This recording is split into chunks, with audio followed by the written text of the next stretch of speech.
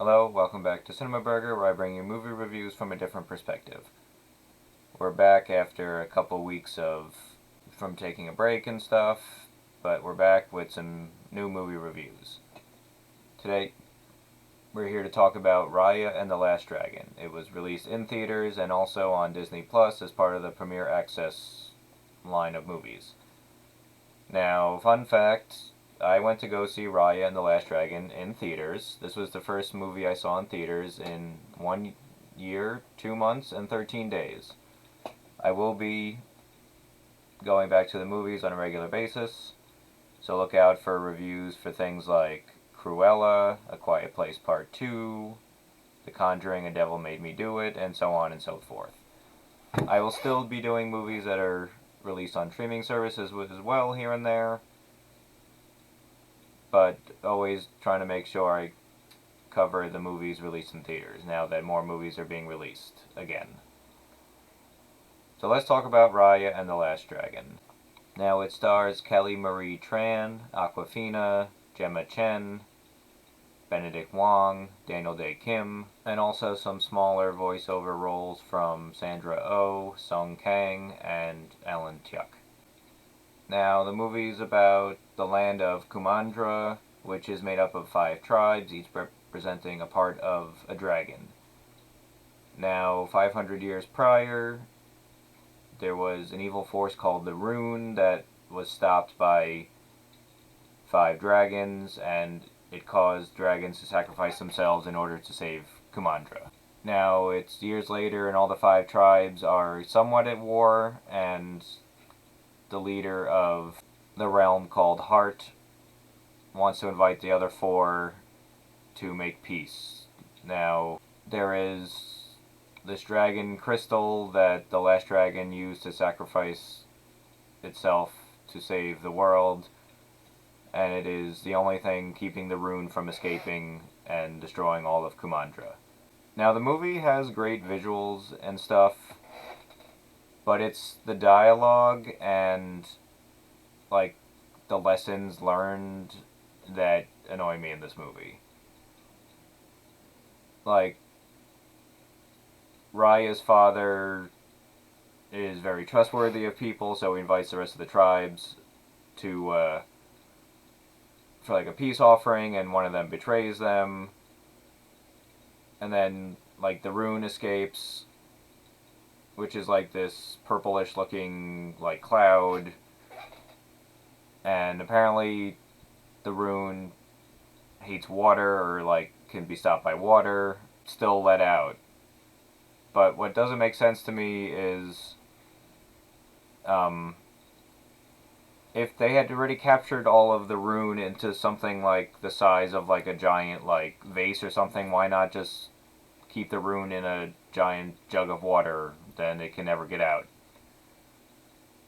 But, I don't know. Now, Awkwafina is the voice of Sisu the dragon, and, like, she's funny, of course, she's always has been. But this movie takes place what seems like in, like, an ancient time, and she's ad-libbing a lot of her dialogue, I think, but it's a lot of more modern-day dialogue, like, in references to things that these people don't know because they don't have it. So it's, I know it's trying to be, like, hip and edgy, I guess, but it doesn't make sense in the terms of the realm of the movie. After the Rune is released, it cuts to 6 years later, like, people get turned to stone when they touch the Rune, and the world is kind of like a post-apocalyptic wasteland. So Raya is trying to collect all of the pieces of the stone to save the world. Now, the other tribes besides Heart are Fang, Tail, Spine, and Talon that make up the parts of a dragon. So I believe it's the leader of Tail, whose daughter is sent to make friends with Raya when they were little. And she gives Raya, like, this dragon, like, necklace as a peace offering, but ends up betraying them. So years later, when the daughter and the mother of the tribe Tail find out that Raya's after the stones, they want to stop her for some reason. Like, even though their land is protected by water and stuff, like, they're safe, but they say that they want to save the world too, but the mother makes it seem like that she only cares about her land of Tail only. Now, the daughter has, like, second thoughts. It's like, I should still, like, help. Like, the whole theme of this movie, it's like Raya's father and stuff, and even Sisu, like, you should trust people and give people a chance. That's the message of the movie.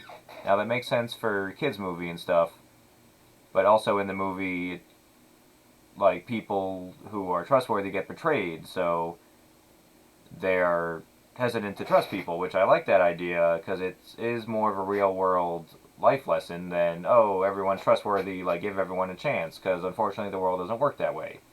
Now, I know this is a kids' movie, but Disney has done better morals and just better scripts in the past, and this movie just kind of seems lazy in terms of writing.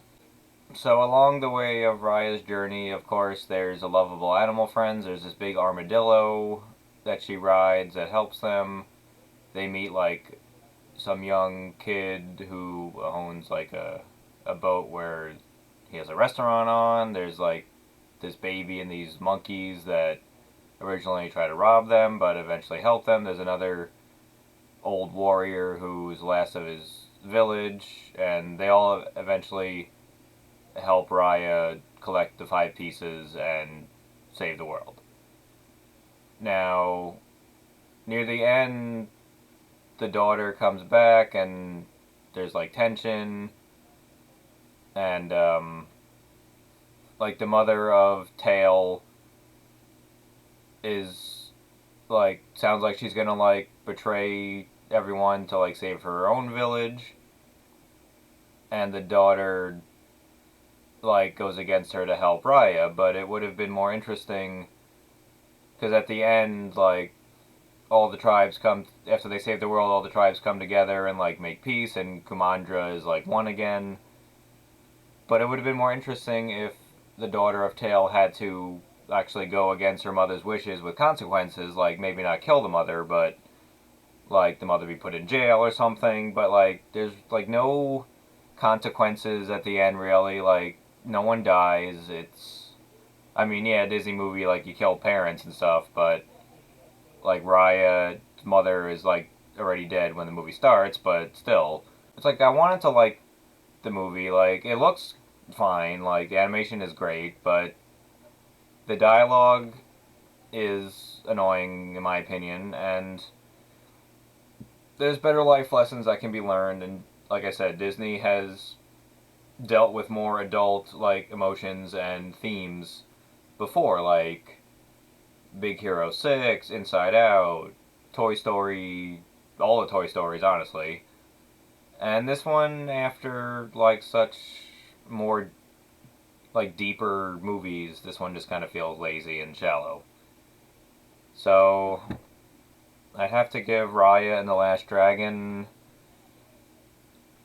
I'm gonna give it, like, a 2 out of 5, like, because of the animation, and Aquafina is funny, she's the voice of the dragon, but, and of course, lovable animals. And there's another thing, like, over-explanation, like, after the rune, like, takes over the world and it cuts to 6 years later, it says on the bottom of the screen, 6 years later, and then at one point when Raya is looking for the pieces of the Dragonstone, there's nobody around, that she's the only one she has with her is the armadillo, which can't talk, and she says, oh, it's been 6 years, I've been trying to find this, like, she's talking out loud to herself, but in the terms of the movie's narrative, it doesn't make sense for her to be talking other than to give out exposition, but it already shows it on the bottom of the screen, like, 2 minutes ago. So it's like over-explanation, like, kids can handle more complex movies, we've seen it before. So yeah. Now, Raya and the Last Dragon it is in theaters now still. Starting June 4th, it will be free for everyone with Disney Plus. I suggest watch it at home, honestly. like, yeah, it looked kind of cool in theaters, but if you're gonna, it's not really worth, I guess, seeing it in theaters. Like, watch it at home. There is a short before it about Rain that like makes somebody younger and remembers his days of dancing. That was kind of cool. But yeah, check it out at home. I Disney, you can do better. I'm gonna be honest. All right, I'm Scott Berger, and I'll see you next time.